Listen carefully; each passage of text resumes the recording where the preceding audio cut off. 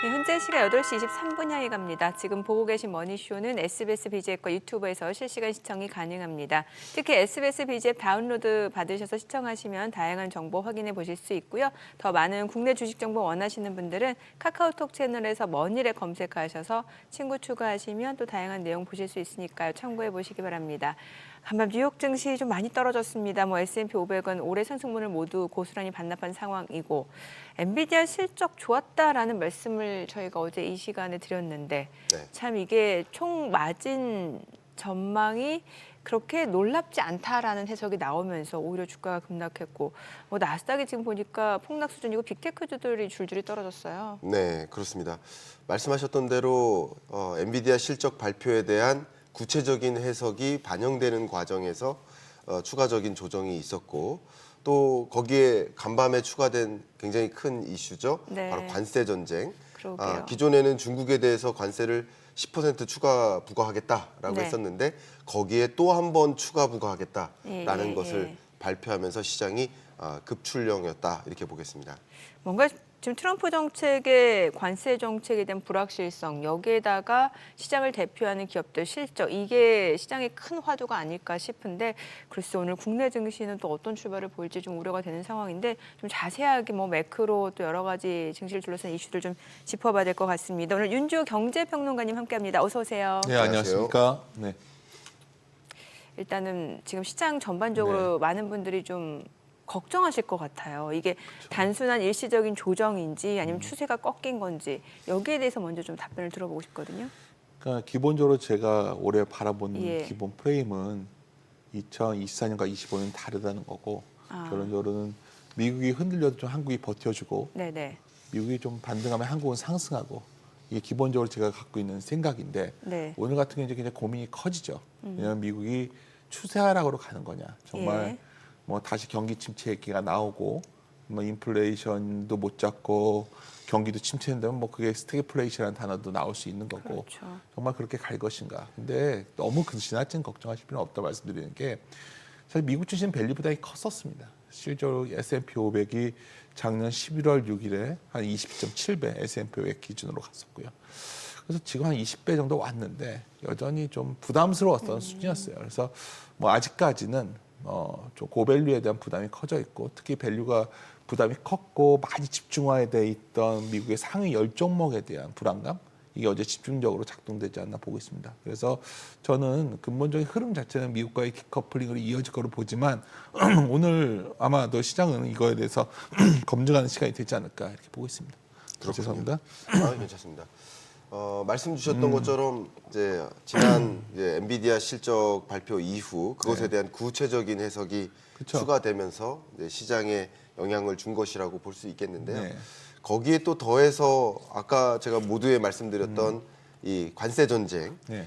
관세 전쟁하면 또 아까는 중국에 대해서만 제가 말씀을 코멘트를 해드렸는데 어제까지만 해도 트럼프의 입장은 캐나다와 멕시코에 대해서 관세를 4월 3일로 미뤄주겠다라는 맞습니다. 입장이었다가 다시 3월 4일로 당긴 겁니다. 이랬다 저랬다 하는데 다시 3월 4일로 당기면 오늘이 2월 마지막 날입니다. 네. 그러면 이 주말이 끝나면 다음 주 당장. 네, 당장입니다. 그러면 캐나다와 멕시코는 긴급한 어떤 협정을 들어갈지 예정대로 발효를 할지 이것에 대한 불확실성이 갑자기 고조된 거죠. 그러니까 증시에 상당한 부담을 준 것이라고 볼 수 있겠는데 어떻게 평가하십니까? 그 잘 지적하신 부분이고요. 결국 트럼프가 관세를 협상력으로 쓰는 것이냐, 네. 아니면 진짜로 이거를 관세 전쟁을 벌일 것이냐. 이거에 대해서는 미래는 알 수 없기 때문에 속단할 수는 없죠. 근데 저는 기본적으로 실익이 있냐로 이 문제를 접근해야 된다 보는데 흔히 후보 대통령이냐, 닉슨 대통령이냐 이런 표현을 쓰거든요. 후보 시대에는 결국 보편 관세를 적용했고 서로 전쟁이 났고 관세 전쟁이 그게 대공황까지 연결됐던 스무트 할리 관세법이 있지만 동시에 1971년에 그 닉슨 같은 경우에는 관세를 갖다가 어쩌면 오히려 그 달러 약세를 용인하기 위한 협상 카드로 썼었고 실제로 4개월 뒤에 철회했었거든요. 그러면 지금 상황에서 어느 때와 비슷하냐를 따져 본다면 실질적으로 관세가 미친 영향이 중요한데 30년대에는 관세와 재산세를 합친 기타 세금 비중이 한 30%였다면 지금은 2.4%밖에 안 됩니다. 그러니까 실익이 별로 없다는 거죠. 그러니까 결국은 관세를 갖고서 트럼프가 계속 뭔가 대외 협상력을 쓰겠지만 이걸 통해서 실익이 크지 않은데 이걸 강하게 밀어붙일 수 있을까? 시장에서는 그런 생각을 갖고 있고 저도 그렇게 그런 의견에 대해서 공감하고 있는 상황입니다. 네. 또 한 가지 네. 어쩌면 이제 중국에 대해서 강하게 대응하겠다라는 네네. 입장을 발표하고 있는 거잖아요. 근데 그런 과정에서 당장 중국 양회를 앞에 두고 있지 않습니까? 맞습니다. 다음 주지 않습니까? 예. 그러면 중국 양회에서 그냥 가만히 이 소식을 지켜만 보진 않을 테고 네. 맞대응을 하겠다라는 입장을 분명히 표명할 텐데 네. 그것에 대한 또 우려감도 반영되고 있지 않을까 생각합니다. 뭐 지금 다 반영이 되고 있는 거죠 지금. 그냥 결국은 중국이 가만히 있을까? 근데 본격적인 전쟁을 벌이기에는 네. 소위 중국은 계속해서 미국을 어떻게든지 설득할 시도를 할 수밖에 없는 상황. 네네. 그러니까 트럼프가 어쩌면 이 멱살을 잡고서 지금 끌고 가는 상황이라고 지금 보고 있고요. 다시 말씀드리지만은 결국 트럼프가 원하는 것이 무엇이냐가 매우 중요한데 결국은 자국의 어떤 공장을 유치하고 쌍둥이 적자 해결하고 싶은 게 최종 목적이겠죠. 쌍둥이 적자를 해결하기 위해서는 결국 미국의 재정 문제를 해결해야 되고 네. 그리고 더 중요한 거는 무역 적자 문제를 해결해야 된다면 네. 무역 적자를 해소하기 위한 네. 뭔가 협상 카드가 계속 나올 수밖에 없지 않냐. 그러니까 전쟁으로서 파국을 원하냐, 아니면 네. 무역 적자를 줄이기 위한 협조를 강압하고 있냐. 저는 후자라는 입장입니다. 네. 이게 사실 관세 정책의 그 파장이 결국에는 네. 미국 내에서도 좀 물가로 이어질 수밖에 그쵸. 없는 상황이고 지금 때마침 이제 PC 발표를 앞두고 있습니다. 물론 이번 PC 같은 경우는 뭐 트럼프의 관세 정책과는 약간 무관하다는 네. 평가는 있긴 합니다만 이게 결국에는 이런 식으로 상호 관세에 또 이게 서로 보복 관세가 이어지다라면은 지금 사실 미국의 인플레이션이 쉽게 둔화되지 않고 있는 모습이잖아요. 맞습니다. 그럼 이건 분명 경제에 좀 부담일 수 있을 것 같거든요. 사실 수입 관세 이 부분은 물가를 굉장히 자극할 것이고 예. 또 트럼프 정책 자체가 다 보호해집니다. 인건비도 올라가는 정책이고 그렇죠. 뭐 여러 가지로 다 고민이 되는데 결국은 트럼프가 그러니까 계속 동일한 말이 반복되는 건데 이것이 협상 카드이 아닌 실질적인 정쟁까지 연결된다면 모두가 다 지는 게임이 되겠죠. 미국도. 그럼요. 미국도 결국 쉽지 않은 상황이 되는데 또 아까 물가 문제 같은 경우에는 이제 그런 겁니다. 이제 최근에 이제 물가 문제가 나오면서 스태그플레이션이다 아니다 논란이 나오는데 촉발시켰던 건 결국 월마트 그때 CFO가 했던 말이거든요. 네. 소비가 약한 건 사실이고 그게 경기 침체냐 아니면 소비가 약해진 거냐 그 차이가 있는 건데 물가 문제는 오히려 PC 같은 경우에도 작년 1월, 2월, 3월이 굉장히 높았어요. 그래서 기저가 있어가지고 이렇게 막 치고 나갈 것 같지는 않습니다. 네. 오히려 지금 상태는 뭐 물가 문제보다는 경기에 대한 불안감. 근데 경기 같은 경우에도 한번 살펴보면 물가 문제도 약간 일시적 요인도 포함되어 있었고 또 하나 고용 문제 같은 경우에도 이번에 맨날 뉴스 나오는 게 뭐 네네. 대량 해고다 뭐다 나오는 것에 영향이 크다면 결국 트럼프는 아직은 자기네가 뭐 견딜만한 체력이 있고 아직은 협상 카드로 쓰고 있는 게 아니겠는가 네. 이렇게 저는 바라보고 있습니다. 방금 이제 PC 물가 말씀을 주셨으니까 잠깐 제 1인 2역으로 진행자가 아닌 토론자로 한번 코멘트를 또 저도 드려본다면 오늘 밤 10시 반이죠. 네. 미국 PC 물가 상승률 발표가 있습니다. 네. 근데 제가 보니까요. 이 시장에 오늘 발표할 PC 물가 상승률에 대한 기대가 네. 전월보다 낮게 기대를 형성이 되어 있습니다. 맞아요. 굉장히 재밌습니다. PC 헤드라인 물가와 근원 물가 모두 다 네. 전월보다 안정화될 것으로 기대를 네. 하고 있어요. 네. 근데 통상 이 PC 물가를 추산할 때 네. 왜냐하면 2주 전에 CPI 물가가 네. 발표되니까 그러니까 CPI 물가는 전월보다 올랐거든요. 둘 다. 그렇죠. 그러면서 이제 깜짝 놀랐습니다. 물가 안 잡히네. 그러면 금리 인하 없겠네. 이렇게 확인을 했었던 과정이 있었습니다. 근데 그래프를 한번 같이 보시면 이 PCE 물가 상승률 그래프가 전월보다 만약에 떨어지는 국면으로 간다면 기대를 충족하니까 다시 금리 인하 기대감이 또 이렇게 고조되면서 시장에 좀 전환을 좀 보여주는 전환점이 될 수도 있겠지만 또 반대로 이 PC 물가 상승률이 오히려 기대 이상으로 오르거나 왜냐하면 기대가 너무 안정화될 거로 기대를 해버리고 있으니까 만약에 이 PC 물가 상승률이 기대를 초과하거나 전월 물가 상승률을 초과하거나 이렇게 나올 가능성이 CPI를 보면 그럴 가능성이 높아졌거든요. 그래서 이 PC 물가를 좀 행방을 좀 들여다보시고 물론 기대를 충족하지 않는 물가가 또 발표되면서 또 한 번 미국 주식시장을 흔들어 놓는 그런 영향을 주지 않을까 하는 걱정도 한 가지 있습니다. 이 부분 한번 의견 부탁드리겠습니다. 그냥 좋은 지적이시고요. 결국 뭐든지 우리 주식시장이라는 건 기본적으로 기대값에 대한 결국 그걸 판단을 하는 부분인데 미국의 물가가 여기서 잘 안 버텨줄 건 또 사실이고 뭐 기대 네. 인플레도 그렇고 모든 부분이 물가 상승을 좀 지지하는 듯한 모습이 나오지만 그리고 PC 같은 경우에도 이번에도 코어 같은 경우에도 기대보다 높게 나왔었어요. 2.5에서 2.7로 갔었으니까요. 네. 그러니까 근데 그럼에도 불구하고 PC가 그러니까 PC와 PCP가 비슷한 것 같이 약간 다른 부분이 있는데 결국 지난 작년 동기로 보면 PC가 크게 올라갈 수 있는 상황은 아니기 때문에 컨센서스가 이렇게 좀 낮게 형성이 되어 있고 그렇죠. 물론 컨센서스보다 좀 높게 나올 우려는 저도 고민을 해봐야겠지만 네. 그게 시장의 충격을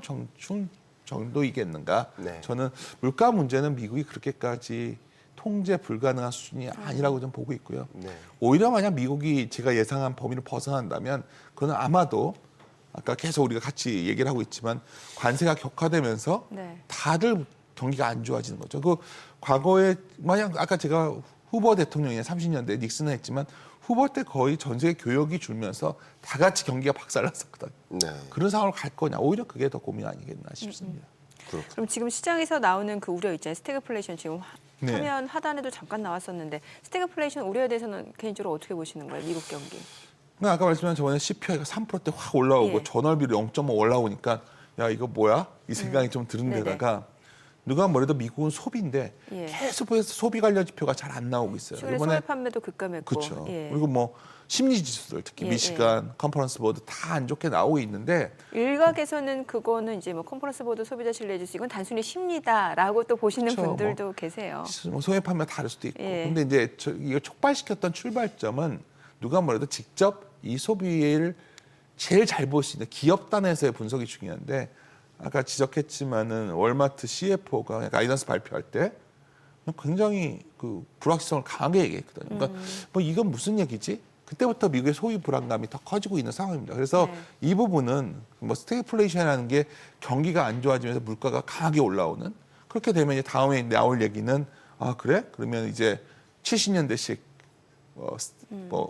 스태그플레이션, 원자재 가격 급등 자꾸 그걸 얘기할 수밖에 없는 상황인데 저는 다시 말씀드리자면 물가 문제가 그 정도까지 확산될 것 같지는 네. 않고 경기 문제 관련해서는 결국 이런 경기가 약간 주춤해지는 모습. 어제 미국채 분위기를 보면 참 특이한 게 달러는 매우 강해졌는데 네. 금리는 그만큼 움직이질 않았거든요. 예. 달러만. 그러면 결국 연준이 지금은 다 금리 못 내리는 걸로 알고 있지만 결국 금리를 내리는 선택으로 나갈 확률이 높지 않겠는가. 이것도 좀 향후 우리가 생각할 수 있는 시나리오가 추가되는 게 아니겠는가 이렇게 판단하고 있습니다. 네. 그렇군요. 또 뭐 지난밤 이 침체 우려, 침체 그치. 우려 혹은 침체 공포 이게 확산됐었던 것은 네. 그러니까 이제 말씀해주신 평론가님께서의 의견은 이게 침체로 연결되지 않는다. 네. 뭐 상당히 우리가 우려할 만큼의 고물가로 연결되지는 않는다라는 의견을 주신 거예요. 저도 그런 부분 상당히 네. 공감합니다. 그런데 그 실제 그렇게 전개될까에 대한 판단 말고요. 네. 시장에서는 이미 공포감을 과중하게 느끼고 있는 거예요. 네. 현재. 근데 그 공포감을 야기한 것 중에 하나가 바로 10년물 국채금리 네. 하락과 뭐 장단기 금리 역전 뭐 이런 그쵸. 지수에 근거해서 과도한 공포감을 가졌다라고 평가해 볼 수 있겠는데 그런 지표, 특히 10년물 국채금리 하락 이런 현상들에 대해서는 어떻게 보십니까? 그러니까 방금 전에 말씀했지만은 경기가 그만큼 못 따르는 거고 심지어 이런 생각도 할 수 있죠. 네. 그 베센트 미국의 재무장관이 트럼프 정부의 경제 정책 목표가 그리고 재정 적자를 줄여야 되는데 그 이유는 금리가 올라가면 재정 적자를 줄일 수가 없어요. 네. 이자 비용이 크기 때문에. 심지어 음모론입니다. 이거는 뭐 미국 경기를 망가뜨린다 이런 말도 안 되는 얘기까지 있지만 네. 그 정도로 어쩌면 만약 어제 미국채 10년이 좀 우리가 그런 부분들은 강하게 못 올라가잖아요. 지금 달러가 강해도. 그거는 미국 경기가 불안한데. 그래서 계속 반복해서 말씀드리는 게 물가 문제라는 건 경기 문제가 더 강하게 부각되고 있다 말씀드리는 거죠. 근데 이 경기 문제가 좀 하드랜딩 수준에 갈 거냐, 네. 아니면 그냥 소프트한 상황일 거냐. 근데 소프트한 상황을 전제로 아마 트럼프는 여러 가지 정책 판단을 내리고 있는 게 네. 아니겠는가. 네. 그래서 그런 시각에서 본다면은 좀 제한적으로 보고요. 어제 그냥 증시를 보더라도 만약 미국 증시가 전반적으로 다 같이 무너지는 거라면 이게 어쩌면 분기로 볼 수가 있겠지만 네. 잘 보시면 많이 오르고 좀 집중화됐다. 미국의 주가 상승은 거의 한 10종목으로 집중되는데 그 종목들로 하락이 최근에 집중되고 있거든요. 그런 거는 결국 고밸류에 대한 적절한 균형을 찾는 과정이 아니겠는가. 네. 저는 그렇게 바라보고 있습니다. 너무 중요한 포인트 지적해 주셨고요. 저는 이제 개인적으로 이제 구독자분들을 뵐 때 네. 이런 말씀을 꼭 드려요. 물결과 물장구를 구분하셔라. 이게 무슨 말이냐면 작년 8월 5일 날 블랙 먼데이가 예, 있었잖아요. 예. 그때도 이 고용 지표가 전주에 발표되면서 깜짝 놀라가지고 미국 경제가 붕괴된다 이렇게 이해를 해버린 거예요.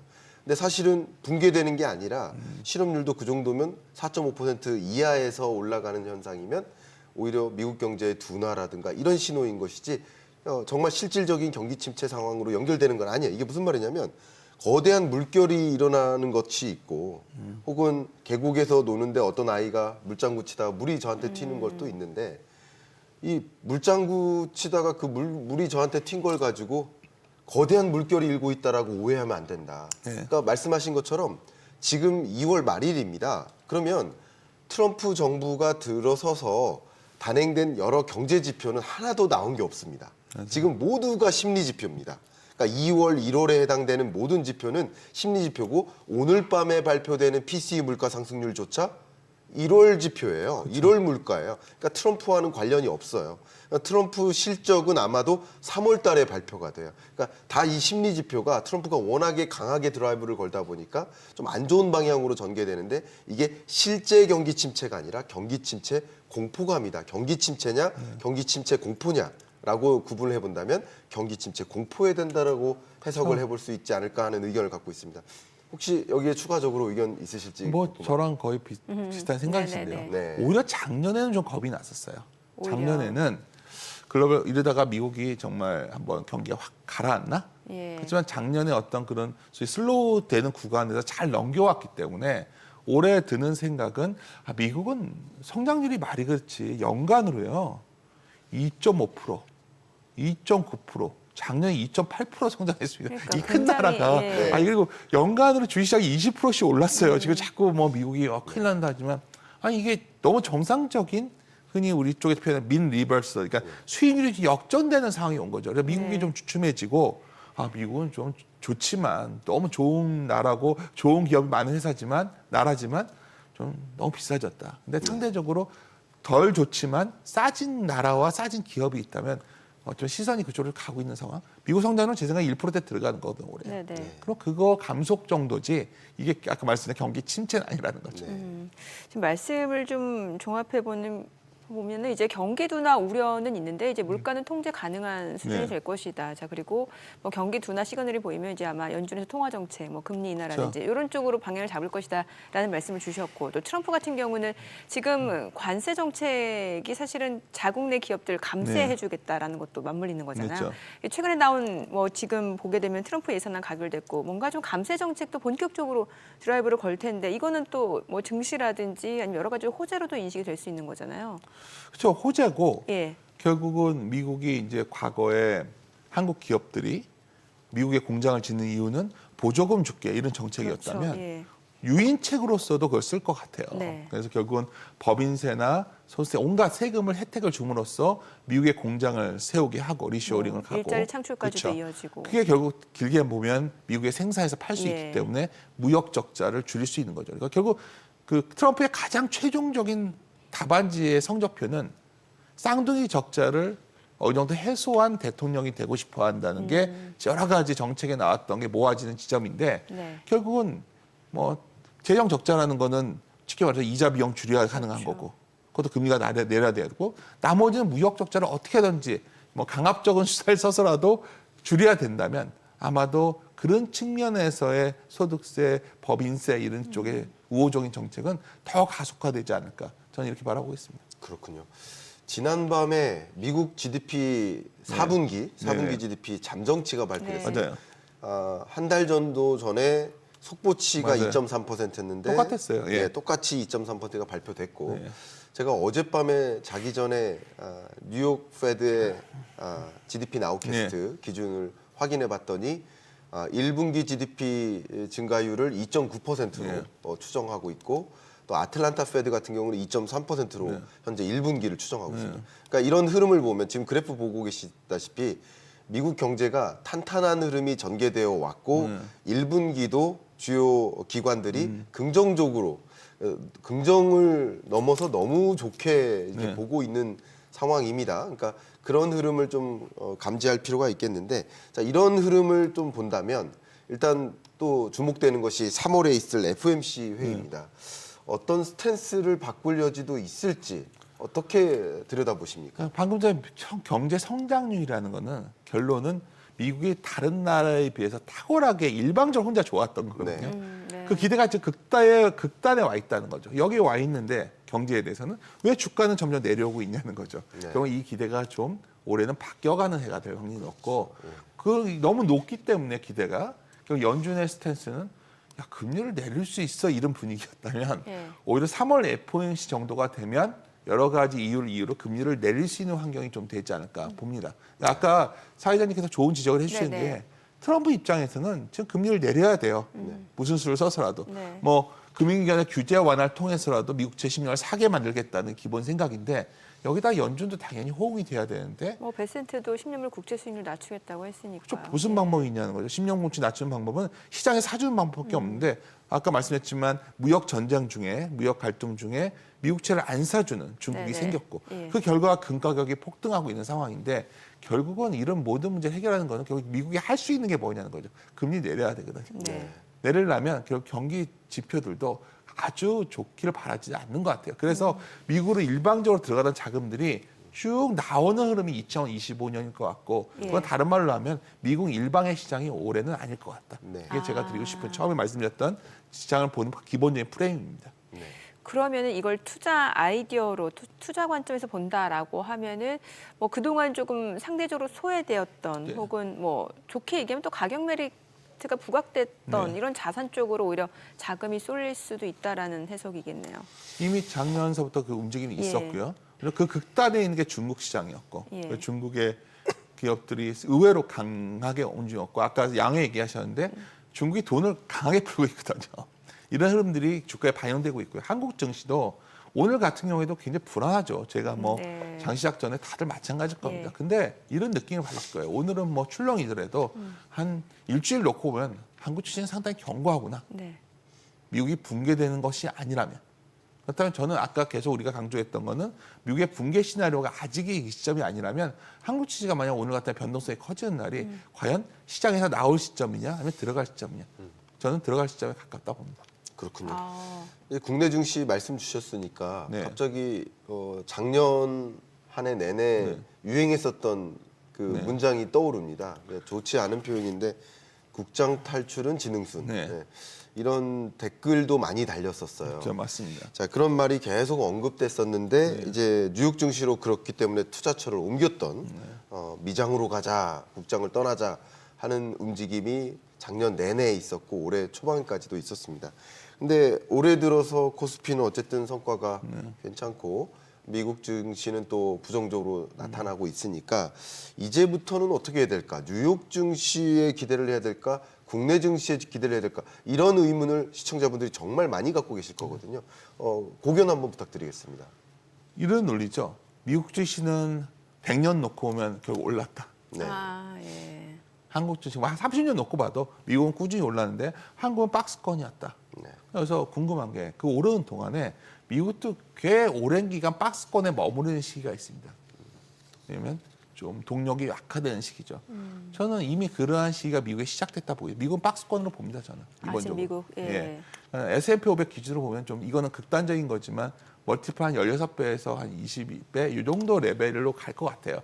그동안에 그럼 어느 시장이 좀 움직일 거냐? 싼 곳에서 움직인다는 거죠. 한국이 최선은 아니겠지만 그래도 싸다면 한국이 올해는 더 낫다는 거죠. 근데 많은 분들한테 나는 10년 보고 투자할 거야 하면 다른 의견이 나올 수 있겠지만 저에게 지금 2025년에 이후의 시점에 투자를 한다면 어디에 비중을 더 줘야 되냐? 당연히 한국 증시의 비중이 더 높아야 올해는 그나마 더 시장에 대해서 성과가 나오는 한 해가 되지 않을까 저는 이렇게 판단하고 있습니다. 특히나 수급적으로 봤을 때 이제 3월 말이면 다시 공매도 재개되고 이러면은 사실 그동안 국내 증시 이제 코리아 디스카운트 요인 중에 하나로 꼽혔던 게 공매도 제한이었잖아요. 네. 근데 이게 풀리게 되면 다시 또 외국계 자금 유입도 좀 기대해 볼 수 있다는 의견도 상당히 있긴 한 근데 것 같아요. 공매도가 오면 어쩔 때는 올랐고 어쩔 때 내렸고 이게 제일 그렇죠. 중요한 거는 지금 이 시점에서 외국인이 들어올 여력이 있냐. 미국 외국인들이 매력을 느낄 만한 장기 펀드가 들어올 여지가 있냐. 그러면 네. 아까 사회자님께서 말씀하신 것처럼 여력이 있고요. 예. 그 최근에 그런 좀 재미있던 증거가 얼마 전에 삼성화재와 생명 물량이 블럭딜이 예, 돌았어요. 예. 근데 그때 할인율이 1.3%에 불과했고 어. 외국계 국펀드에서 많이 받아갔다고 하더라고요. 네네. 그건 다른 말로 하면 삼성전자 그게 한 5만 5천 원 정도인데 그 정도에 만약에 우리나라의 대표 주식을 살 어떤 외국계 자본이 여력이 있다면 있다면. 이번에는 같이 파생 만약에 공매도가 재개되면 3월 이후에는 같이 올라가면서 살 수 있는 그런 시나리오도 충분히 우리가 넣고서 바라볼 수 있다 이렇게 생각하고 있습니다. 사실 국내 증시가 이제 좀 박스권인 여러 네. 이유 중에 수급적으로 봤을 때 개인분들은 좀 떨어지면 사고 박스권 하단에서 사고 네. 그런 모습인데 외국인은 보면 그동안 선물해서 좀 플레이하는 모습이었잖아요. 맞아요. 그러면은 좀 봄쯤에서는 뭔가 좀 장기적으로 좀 긍정적인 시나리오를 기대해봐도 아까 되는 말씀드렸지만은 건지. 결국 아까 닉슨 얘기를 잠깐 네, 했는데 닉슨, 예. 미국이 무역 적자 문제를 해결하는 방법은 달러 강하게 가져가긴 쉽지 않아요. 예. 그러니까 결국 우리가 달러가 강하다 보니까 달러 자산을 다 사고 싶었죠. 우리가 국장 탈출은 지능수는 뭐냐면 달러를 갖고 싶었던 거죠. 근데 어느 날부터 생각이 바뀐 거죠. 달러가 아닌 다른 자산을 사야겠는데 네. 금을 사다가 주식을 사더라도 그런 측면에서 본다면 올해는 여러 가지 면에서 외국인들이 좀 돌아오는 한 해가 될 수 있다. 그것도 당연히 아까 제가 말씀드렸던 2025년은 좀 국장을 네. 좀 바라봐야 되는 이유로서 또 하나의 이유로서도 좀 바라볼 수 있는 근거 중에 하나입니다. 네, 네. 너무 훌륭한 고견들을 주셔서 네.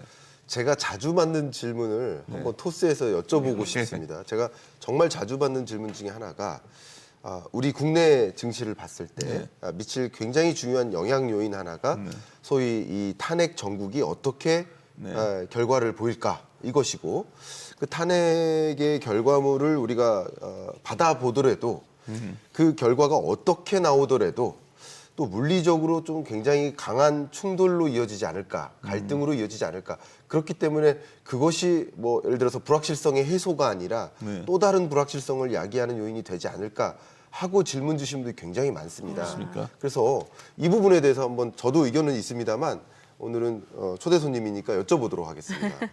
저희가 작년 12월에 계엄이 일어날지 몰랐잖아요. 그렇죠. 그러니까 정치 이슈는 사실 우리가 이 불확실성을 어떤 식으로 정리될지 전 솔직히 잘 그럼요. 모르겠어요. 모르죠. 근데 분명한 거 하나 있어요. 그걸 이전에 더 중요한 거는 그럼 어떤 정부가 들어서든 간에 한국 증시 입장에서 봤을 때 장기적으로 굉장히 중요한 정책 변화가 시작되었다는 겁니다. 네. 만약에 민주당이 먼저 이번에 선거 집권에 성공하면 더 가속화되겠지만 설령 여러 가지 이슈를 좀 늦춰지더라도 계속 말씀드리지만 결국 한국에서 소위 주주 가치를 중시하는 문화는 변하지 않는다는 거죠. 제가 지난 한 20년간의 일본 증시 데이터를 봤었어요. 네. 그렇게 수많은 재정 정책을 썼음에도 불구하고 일본 증시가 오르지 못했었거든요. 네. 그러면서 10년 전부터 시작됐던 일본 증시에서의 주주 가치 운동이 벌어지면서 정부 정책이 나오면서 네. 일본 증시가 레벨업 되는데 우리 증시도 결국 기업의 낮은 배당 성향을 개선을 요구하는 주주 행동도 늘어날 것 같고 저는 아마 올해서부터 많은 국내의 액티브 펀드들이 행동주의자로 나설 것 같아요. 이것은 우리 증시가 근본적으로 이런 정치적인 어떤 합의점으로 가는 국면이기 때문에 이 부분에 대해서는 그래서 저는 속도의 문제일 뿐 오히려 정치적인 어떤 결정이 나오든지 간에 이게 시작됐다는 점 이게 오히려 저한테는 더 중요하다고 봅니다. 네. 자, 지금 시각 8시 52분 지나갑니다. 오늘 양시장 예상 체결지수 확인해 보겠습니다. 먼저 코스피 좀 보도록 할게요. 오늘 1% 하락 예상되고요. 예상 체결지수 2,593포인트입니다. 코스닥도 1% 내림세 예상되고요. 지금 761포인트로 집계가 되고 있습니다. 시가총액 상위 종목 예상 체결가 보겠습니다. 삼성전자 오늘 0.8% 하락 예상되고요. 지금 호가는 800원으로 나타나고 있습니다. 최근에 계속해서 주가가 좀 6거래일 연속 좀 조정을 받고 있는 상황인데 오늘도 지금 호가에서는 또 추가적으로 좀 하락이 예상되고 있고요. SK하이닉스 아무래도 엔비디아 역량 좀 불가피할 것으로 보입니다. 엔비디아 좀 많이 떨어졌고 SK하이닉스 지금 호가에서 4% 넘게 하락할 걸로 보여집니다. 지금 19만 원으로 집계가 되네요. LG 에너지솔루션 약보합 출발 예상되고요. 호가 37만 원, 삼성 바이오로직스가 2% 하락 예상됩니다. 예상 체결가 113만 1,000원이고요. 현대차 0.7% 하락 예상됩니다. 호가 19만 9,100원이고요. 기아가 0.5% 하락 예상됩니다. 예상 체결가 9만 4,100원. 셀트리온 하락 출발 예상됩니다. 호가 18만 1,300원이고요. 삼성전자 우선주 0.5% 내림세 예상됩니다. 그리고 네이버가 0.9% 하락 출발 예상되고요. 호가는 21만 7,000원. KB금융 보합 출발 예상되고 있습니다. 코스닥 시가총액 상위 종목 예상 체결가 보겠습니다. 알테오젠 오늘 0.5% 하락 예상됩니다. 어제 2% 상승했는데 오늘 하루 만에 좀 일부 물량들 나올 걸로 예상되고 호가는 40만 원 선을 중심으로 흐름이 좀 이어지는 분위기죠.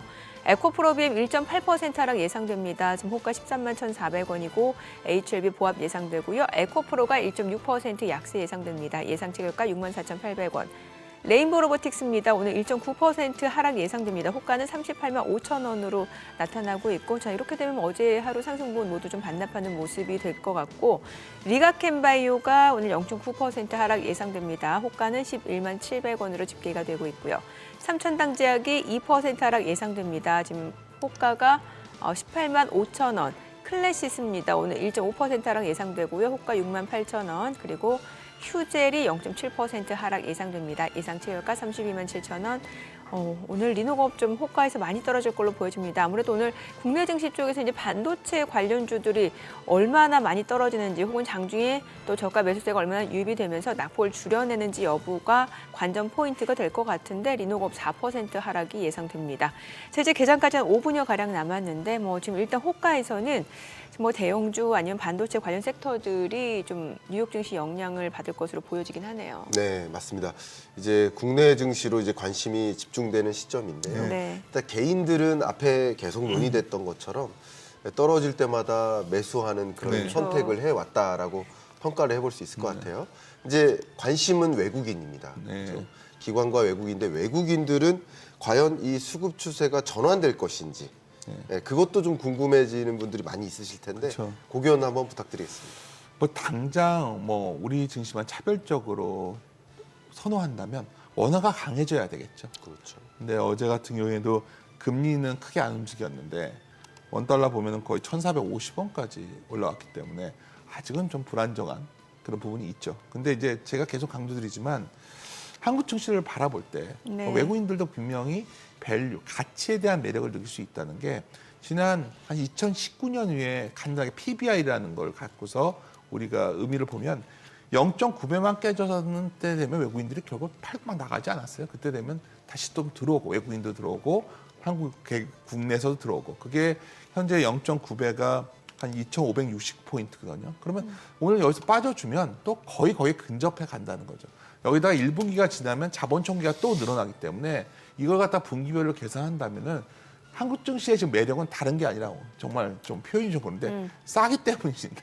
싸기 때문에 외국인들 결국 상대적으로 싼 자산을 쫓아가는 흐름이 나올 때는 한국 증시의 매력을 느낄 것 같고 그때 되면 아마도 좀 구조적으로 돈이 들어오는 시기가 나오지 않을까. 저는 그게 결국 올해 한 중반 지나면 그런 흐름이 좀 더 선명해지지 않을까 봅니다. 상반기는 아까 지적했지만 트럼프의 정책의 불확실성 때문에 네. 아직 섣불리 외국의 여러 유동성들이 한국을 선택할 수 있는 상황은 아니에요. 근데 하지만 트럼프가 어느 정도 관세를 협상력으로 썼다는 게 공감대만 좀만 형성되면 그때부터 더 나가서 중국과 본격적인 어떤 무역 전쟁이 아니라 중국의 양보를 이끌어낸다면 우리가 71년에 닉슨이 결국 양보를 어떻게 얻게 처음에 독일과 일본이 엄청난 저항을 했지만 그럼 닉슨은 10%의 관세를 갖고서 18%의 단락세 만들고 무역 적자를 상당히 가져왔었거든요. 네. 결국 그것을 선택할 것 같다. 왜냐하면 트럼프가 가장 존경하는 대통령 중에 하나가 닉슨입니다. 네. 예.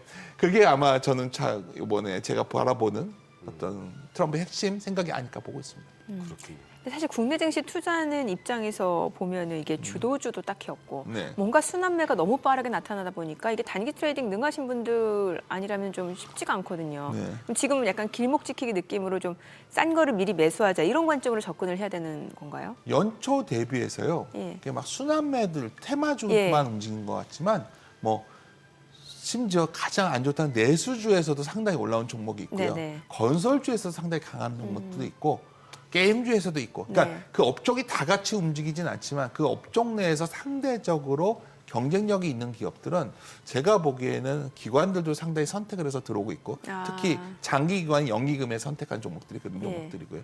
아마 외국인들도 그런 종목들은 상당히 견고하게 들어옵니다. 지금도 이미. 그래서 결국 이게 전체적인 시장이 안 움직이는 느낌을 받는 거는 예. 결국 아직은 전자에 대한 불신이 남아있기 때문이고 전자에 대해서 어느 정도 하방 경직성이 확보되는 게 나온다면 아마도 그러한 우려들도 지금 테마 위주의 로봇 뭐 이런 거가 있는 것 같지만 밑에서 대형주들이 상당히 견고하게 올라와 있습니다. 최근에 보면 뭐 조선, 우주항공, 방산 이런 쪽 그건 많이 오른 것들이고요. 예. 그럼 다들 그렇게만 알고 계시지만 한번 예를 들어볼까요? 이건 종목 좋다가 아니라 네네. 뭐 현대과성 같은 것들, 네. 이마트 같은 회사 다 우리가 안 보고 있지 않습니까? 뭔가 가치주 느낌이에요. 근데 주가가 좋습니다. 예. 그러니까 그게 무슨 말이냐면 업종 내에서 상대적인 매력적인 것들 지금 막 엄청 좋아지는 것들은 다 보고 있거든요. 네네. 그렇지 않다는 겁니다. 시장은 오늘도 화려한 곳보다는 어쩌면 아직도 여전히 숨은 보석 같은 느낌을 갖고 있는 대형주 중심으로 시장을 대응하시면 변동성 구간에서 하방은 안정적이고 올라갈 땐 차분히 올라가는 그러한 종목들을 충분히 골라내실 수 있다. 저는 이렇게 바라보고 있습니다. 그러면은 뭔가 하반기에 들어서 조금 더 시장 방향이 조금 정확해질 수도 있다. 이렇게 보면 되는 거예요. 방향은 예. 이미 상당히 많이 나와 있다. 저는 방향은 보고 있어요. 저점이 좀 높아지고 있는 국면이긴 하거든요. 지금 국내 증시.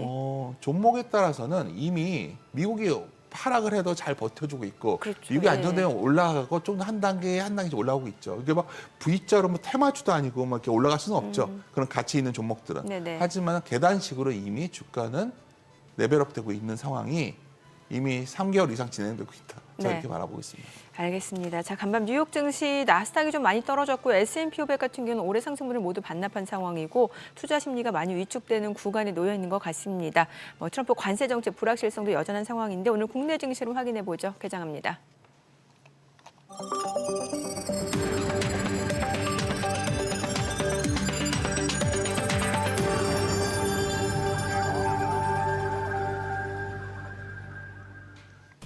네, 2월 28일 금요일 2월달 마지막 거래 국내 증시 개장했습니다. 지금 전반적으로 경기도나 우려감, 미국 경기도나 우려감이 있는 가운데 엔비디아 실적 발표 사실 실적 좋았어요. 그런데 오히려 총 마진 전망이 좀 그렇게 놀랍지 않다라는 해석이 나오면서 엔비디아가 8% 넘게 떨어졌고 지금 시간에선 보니까 다시 좀 상승으로 전환을 트는 모습이었거든요. 지금 저가 매수 유입에 대한 기대감도 여전히 있는 것 같습니다만 글쎄요 또 주말에 나올 또 개인 소비 지출 PCE 발표가 또 시장에 어떤 영향을 미칠지도 조금 지켜봐야 될 것 같습니다. 자, 오늘 양시장 출발 지수 보겠습니다. 코스피가 1.3% 떨어집니다. 2,585포인트. 코스닥도 1.48% 내림세로 759포인트입니다. 양시장 하락 출발 보여주고 있는데 이제 관건은 얼마나 낙폭을 빠르게 축소해낼 수 있는지 여부일 것 같고요. 시가총액 상위 종목 시초가 보겠습니다.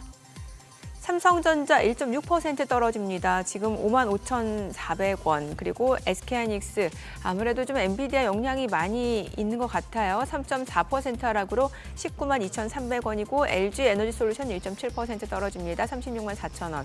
삼성바이오로직스가 0.69% 하락하면서 115만 1,000원이고요. 현대차도 떨어집니다. 1.2% 하락 198,000원. 기아도 0.8% 떨어집니다. 93,800원이고요. 셀트리온 소폭 하락입니다. 182,200원. 삼성전자 우선주 1.8% 하락으로 45,950원이고요. 네이버가 1.8% 떨어집니다. 215,000원. KB금융 0.6% 내림세로 83,300원에 거래되고 있습니다. 자, 그래도 보시다시피 지금 양봉으로 전환된 종목들이 꽤 있어요. 코스닥 시가총액 상위 종목 시초가 보겠습니다. 알테오젠 1% 떨어집니다. 397,000원, 에코프로빔 2.6% 하락하면서 129,700원, HLB도 떨어집니다. 91,700원. 에코프로 2.4% 하락합니다. 64,300원이고요. 레인보우 로보틱스가 1.78% 떨어지면서 385,500원에 거래되고 있습니다. 지금 클래시스가 2% 약세 67,600원에 거래되고 있는 모습이고요. 리가캔바이오가 1% 하락 시 18,000원 선 움직임 이어지고 있고 삼천당제 1.5% 떨어집니다. 185,800원. 휴젤도 1% 내림세로 325,000원. 리노건 많이 떨어지네요. 4% 하락으로 215,500원에 거래되고 있습니다. 자, 지금 오늘 시장에서 특징을 보여주고 있는 섹터 종목들 체크해 보겠습니다. 시장이 지금 아직까지 개장한 지 한 2분 정도 지난 상황에서 아직까지 낙폭을 줄이지 못하고 있는 가운데 히토리 관련주들 많이 올라갑니다. 아무래도 지금 미국에서 트럼프 대통령 중국에 추가 관세 10% 부과하겠다라고 밝히면서 이 무역 전쟁이 본격화되는 양상이다라는 우려 속에서 중국에서의 가장 큰 무기 카드라고 볼 수 있는 이제 히토류 수출 제한 이런 쪽에서 아무래도 국내 증시 쪽에서는 테마로 좀 엮이는 움직임이 있겠죠. 히토류 관련주들이 강세입니다. 유니온이 8% 이상 올라갑니다. 6,080원이고 유니온 머티리얼도 3% 상승하죠. 2,320원 그리고 티플렉스도 2.9% 상승하면서 3,180원 동국 RNS도 1.7% 올라가고 있는 모습이고 세노텍이 지금 4.98% 올라갑니다. 대원화성도 올라가고 있고요. 다만 지금 보시다시피 이제 히토류 관련주도 테마성으로 움직이긴 합니다만 그렇게 상승 탄력이 엄청나게 크거나 아니면 동반 좀 강세를 보이면서 온기 확산이 이어진다거나 그런 모습은 아니네요. 자, 오늘 이 정도 보셔야 될 것 같고 그럼 전반적으로 지금 상승하는 종목이 유가증권 시장에서는 93개에 그치고 하락하는 종목이 755개 그리고 코스닥에서는 상승하는 종목이 190여 개고 하락한 종목이 1,350개 정도로 지금 집계가 되네요. 자, 수급 상황 좀 볼게요. 오늘 양시장에서 개인 투자자 여전히 순매수입니다. 유가증권 시장에서는 개인이 463억 원 순매수고 외국인과 기관 각각 273억 원, 226억 원 매도 우위고요. 코스닥에서는 개인 투자자 74억 원 순매수 그리고 외국인 18억 원 매수 우위, 기관은 69억 원 매도 우위를 나타내고 있습니다. 오늘 외국인 유가증권 선물에서 다 많이 파네요. 선물에서도 지금 1,000계약 넘게 매도 우위를 나타내고 있습니다. 환율 체크해 보겠습니다. 달론 환율입니다. 정규장 마감 대비로 많이 올라갔습니다. 8원 상승한 1,451원에 개장이 됐습니다. 아무래도 간밤 달론 인덱스 좀 올라가고 지금 달론 환율 자체도 좀 많이 올라가네요. 네, 맞습니다. 지금 국내 증시 시작하는 이 장세의 모습을 보면 어쨌든 어젯밤 발표됐었던 이 엔비디아 실적에 대한 그 평가. 네. 두 번째는 관세 전쟁. 이걸로 좀 요약이 되는 것 같은데 아마도 지금 논의해야 될 것이 엔비디아 실적 발표 이후 컨퍼런스 콜에 대한 해석이 그쵸. 초반에는 긍정적이었다가 부정적으로 바뀐 모습 이 부분에 대한 견해를 여쭤보지 않을 수가 없을 것 같습니다. 한번 부탁드리겠습니다. 작년부터 제일 많이 제기됐던 게 결국 KPX를 저렇게 많이 투자하고 있는데 이어질 수 있을 것인가. 네, 근데 결국 그거에 대해서 의구심이 커지는 거였죠.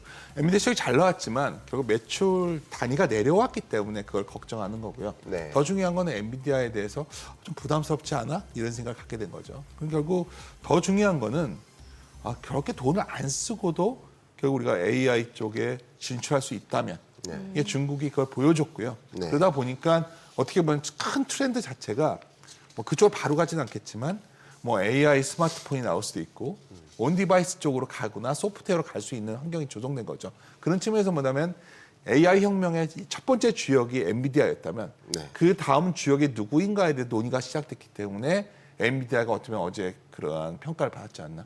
실제 숫자만 놓고 보면 저 정도 충격이 나올 만한 일은 아니었죠. 그렇죠. 실적 좋았는데요. 예. 실적도 괜찮았고 근데 하지만 굳이 자꾸만 그 단점을 찾고 있는 거죠. 사람들은 지금.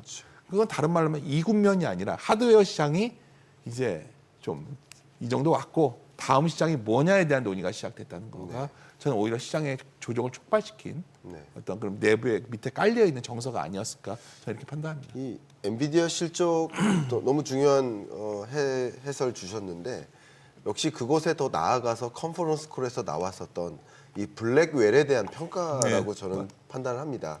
그러니까 블랙웰에 대해서 물론 젠슨 왕 CEO는 놀랍다, 긍정적으로 놀랍다는 표현이 초반에는 들었으나 그 놀랍다는 표현이 부정적인 놀랍다가 돼버린 형국인 것 같아요. 블랙웰 하면 어쨌든 발열 문제가 해결돼야 되는데 그것 때문에 계속 고군분투했지 않습니까?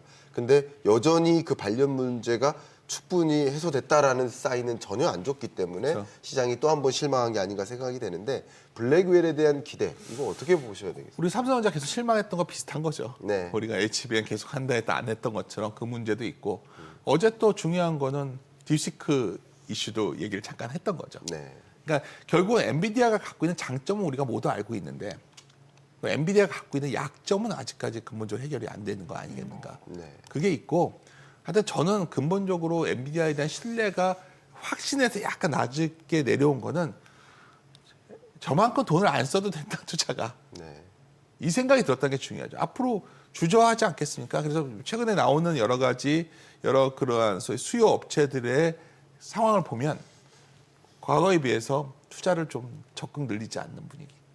이것이 어떻게 보면 계속 말씀드리지만 현재 숫자보다는 미래의 어떤 가능성에 대한 두려움들이 엔비디아에 자꾸 생기고 있는 것 같고 당연히 지적하신 것처럼 블랙웰 같은 것들도 새로운 뭔가 혁신이 나오면 좋겠는데 거기까지 아직 못 가고 있고 네, 이것도 저것도 아닌 진퇴양난 시기가 아닌가 알아봅니다.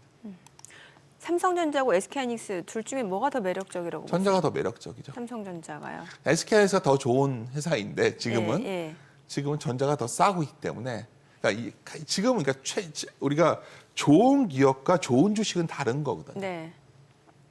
좋은 기업이 좀 적정한 주가에 있을 때 좋은 주식이 되는데 좋은 기업이 좀 비싸지면 나쁜 주식이 될 수도 있는 겁니다. 오히려 그래서 나쁜 기업을 하다는 얘기는 아니에요. 예. 삼성전자가 그 상대적으로 뭐 아주 최상의 기업은 아니게 됐지만 지금 반도체 내에서 네. 그래도 괜찮은 기업인데 주가를 보면 좋은 주가에 와 있기 때문에 어떻게 오늘 같은 경우에 미국의 마이크론 테크놀로지가 폭락을 해도 예. 전자는 덜 빠지겠죠. 어, 전자는 반도체만 있는 게 아니기 때문에 그 강점이 점점 부상될 겁니다. 예를 들어서 다른 쪽에 온디바이스 AI 쪽 갔을 때 전자가 뭐가 더 있지 않을까? 이런 말도 올해 안에 나오겠죠. 그런 측면에서 하이닉스보다는 삼성전자가 낫지 않겠나 올해만 놓고 본다면 이 말씀을 드린 겁니다. 그렇군요. 이 초반 국내 장시의 흐름을 좀 들여다보면 네. 앞에 말씀 나눴었던 이 반도체 영역, 엔비디아를 비롯한 반도체 영역에 한 가지 이슈가 있는 것이고 두 번째는 이제 트럼프발 관세 전쟁의 이슈가 좀 주목되는 네. 것인데 아마도 트럼프가 강하게 중국에 대해서 대응하겠다라고 발표를 하니까 네. 그러면 아마도 또 중국은 양회를 통해서 뭐 히토류라는 이런 카드를 꺼내들지 않을까 하는 그런 그런 생각들이 증시에 반영된 모습이 아까 히토류 관련주들의 모습들을 보면 그러면 이제 주목해야 될 것은 중국의 대응이지 않을까 생각하는데 어떻게 바라보고 계십니까? 이게 참 어려운 질문이세요. 네. 우리 역사에서 배우지만 역사가 동일하게 반복되지는 않거든요. 네. 라임은 있는데 라임 정도로 말씀드리는 겁니다. 네. 라임 운율 정도로 말씀드리면 우리가 70년대 독일과 일본도 막강했습니다. 막강했지만 결국 미국의 압력에 굴복했거든요. 네. 이유가 뭐냐면 미국으로부터 돈을 못 벌어오면 버틸 수가 없어요. 중국도 그렇게 할 수 있다고 주장을 하지만 아직 그 정도 능력이 안 되기 때문에 결국 중국이 전면전에 나서긴 쉽지 않다는 거죠. 히토리 뭐 이런 건 나오겠지만 네. 어떻게든지 대화 채널을 복구하고 싶을 것이고 정확히 미국이 원하는 게 뭐냐? 기억나십니까? 트럼프 일기 때 시진핑이 가서 농산물 사주겠다고 막 해가지고 어떻게든지 해봤잖아요. 그래도 관세 때렸었어요. 트럼프가. 네. 근데 이번에도 어쩌면 지금은 출발한 지 얼마 안 됐고 강하게 밀어붙인 시기인데 중국도 트럼프 일기 때 여러 경험이 있기 때문에 지금 아마 트럼프가 원하는 카드를 좀 준비해 주지 않을까 저는 오히려 봅니다.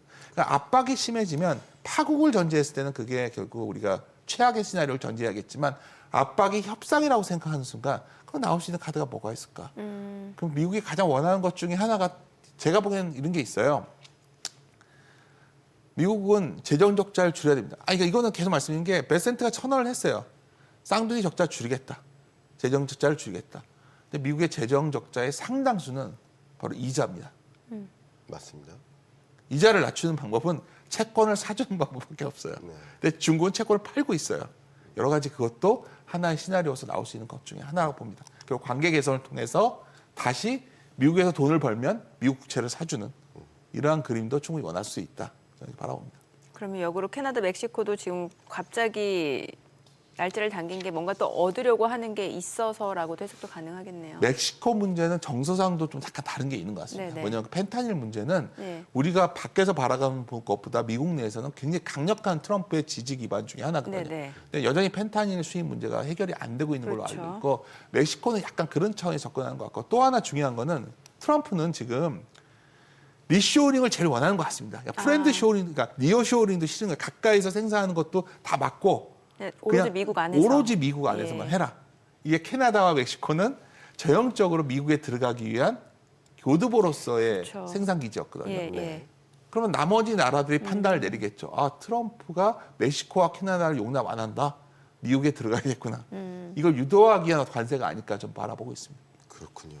참 이 어제의 한국 증시와 오늘 한국 증시를 좀 비교해 보면 제가 어제의 한국 증시는 이렇게 평가를 했습니다. 그러니까 엔비디아 실적 발표에 대한 평가가 긍정적이었거든요. 네. 그러니까 이게 보일러를 틀은 거예요. 따뜻하게. 근데 창문이 열렸어요. 무역 전쟁이라는. 그래서 찬바람이 들어왔어요. 그래서 이제 혼조세를 보였습니다. 근데 오늘 증시를 보면 관세 전쟁이라는 창문이 열리는 찬바람은 들어오는데 보일러마저 이제 꺼진 거죠. 그렇죠. 어제까지는 좀 긍정적으로 해석했다가 엔비디아 실적에 대해서 또 부정적인 해석으로 바뀌는 보일러마저 꺼지는 그런 모습이라고 좀 평가할 수 있지 않을까 생각이 되는데 기본적으로 우리나라 증시의 향방을 보면 증권사들은 밴드를 대략 한 2,400에서 3,000까지 잡고 있습니다. 네. 물론 이제 시청자 여러분들 입장에서는 아니 그 정도 밴드는 놔도 제한하겠다. 약간 뭔가 예측의 의미가 예, 없잖아요. 그 그렇게 정도는. 말씀을 많이 하시는데 근데 지금까지의 흐름만 본다면 어쨌든 좀 2,500에서 2,600으로 올라가면 또 2,500대로 떨어지고 계속 그게 반복되는 현상이에요. 이 박스권 장세를 이어가는 느낌인데 이 부분에 대한 평가는 또 어떻게 하시는지 궁금합니다. 작년까지는 아마 하단이 2,400 밑이었을 것 같다면 올해 그러니까 0.9배라는 표현을 드렸잖아요. 네. 그러니까 주가로 보면 그런데 2019년 이후에 가장 좀 의미 있었던 거는 PBR 0.9배였어요. 0.9배가 현재 2,569포인트입니다. 네. 그렇다면 작년에 그게 한 2,450 정도였다면 꽤 올라왔죠. 네. 그렇다면 그 작년에는 한 2,400 초반 와야 샀다면 이제는 2,500 중반 깨지면 사는 국면으로 박스권 하단이 바뀐 거겠죠. 주가로 보는 게 아니라 밸류로 본다면 밴드 레벨 자체는 좀 올라오고 있다.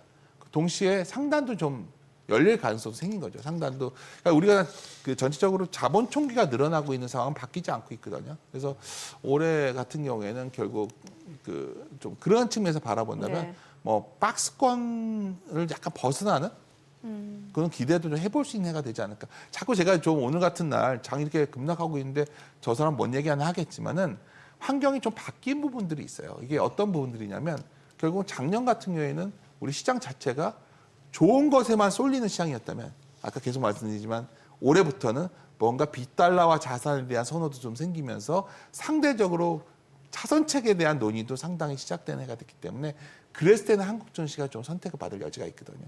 그러한 측면에 좀 시장을 바라보셨으면 좋겠다 이렇게 판단합니다. 뭐 오늘 같은 날 사실 이게 이런 질문이 의미가 있나 싶을 네. 정도로 시장 많이 떨어지는데 지금 2,569포인트, 지금 단숨에 50포인트 넘게 지금 코스피가 네. 급락하고 있어요. 다음 주 저 이제 휴일 있고 다음 네. 주 화요일 날 개장하잖아요. 좀 어때요? 다음 주면 좀 분위기가 바뀔 수 있을 거라고 보세요. 그걸 제가 다 알 수 있으면 참 좋겠죠. 알 수는 없는 거죠. 왜냐하면 분위기 바뀐다고 하면 오늘이 진짜 매수 기회거든요. 그렇게 하루하루 이렇게 할 수는 그 매수기를 하는 게 그렇죠. 우리가 밸류를 예. 보자는 거죠. 예. 그러니까 우리가 어느 정도부터는 하방에 손해를 좀 봐도 버틸 수 있는 지수가 어디냐가 중요하다면 제가 계속해서 한 0.9배 정도가 의외로 2019년에 굉장히 강력했다. 그러면 0.9배. 그게 한 2,570이라면 그 밑에 내려올 수도 있겠죠. 예. 그냥 거기서 좀 버틸 수 있는 지수가 오는 거예요. 근데 지금이 참 매력적인 구간일 수는 있겠네요. 근데 여기서 뭐 10%가 빠져도 다시 돌아올 수 있는 지수냐, 아니면 이게 하락의 시작점이냐, 이거에 대한 판단이 더 중요하겠죠. 네. 근데 하락의 시작점이 아니라고 본다면 밸류 매력이 생기는 구간에 들어가기 시작했다. 저는 이렇게 판단하고 있습니다. 다음 주 장을 좀 생각해 볼 때 네. 우리가 들여다봐야 될 꼭 포인트는 분명히 있습니다. 3월 4일 날 이 관세를 발효하겠다. 네. 캐나다와 멕시코에 대해서 라고 표현했는데 정말 그렇게 진행되면 또 한 번 조정이 있을 수 있죠. 근데 예상대로 3월 4일 날 발효를 안 하고 그 안에 뭔가 대협상이 이루어진다. 주말 사이에. 그러면 또 호재로 바뀔 가능성이 있겠죠, 한 가지. 두 번째는 역시 양회에서 미국이 이렇게 나오고 있는데 강력한 또 뭔가 카드를 드러낸다라고 한다면 또 많은 조정이 있을 수 있지만 반대로 중국이 오히려 협상의 자세로 좀 움직인다라고 한다면 또 기조가 바뀔 수 있고 이런 두 가지 포인트가 있지 않을까 저는 예상을 하고 있습니다.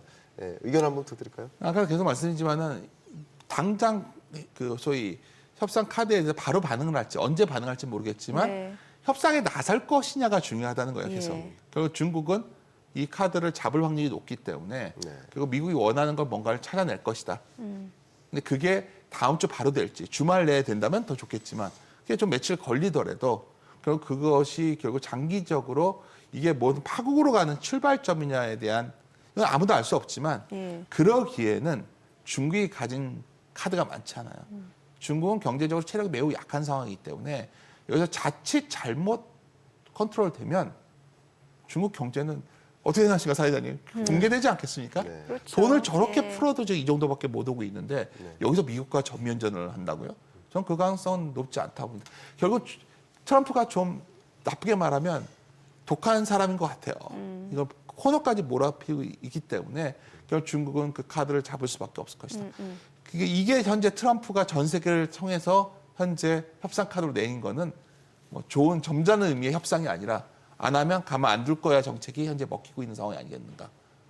그 네. 대표적인 증거가 어떻게 캐나다한테 50일째 주라고 합니까? 그런 말을 할 수 있는 상황인데 여기서 참 뭐 어떻게 보면 우리도 선택할 수 카드가 별로 없다는 게 좀 슬프지만 네. 그 상황에서 한국이 이렇게 나쁜 상황은 아니라는 걸 다시 한번 말씀드린 겁니다.